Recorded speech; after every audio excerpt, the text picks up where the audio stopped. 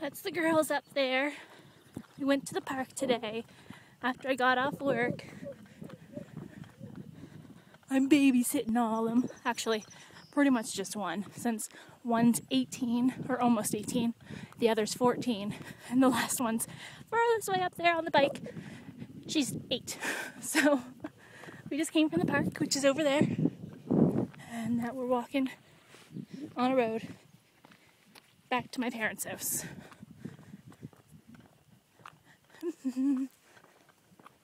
You can hear my camera rattling in my back. And I've got a headband, a hat, and sunglasses on. Because my youngest cousin is a redhead, and redheads, well, they tend to get a little bit burnt easily. So now she's biking, she has her helmet on. Can't wear her helmet and her hat at the same time, so I got it. And I was talking on the phone, that's why I'm so far behind everybody else, and then now I'm vlogging.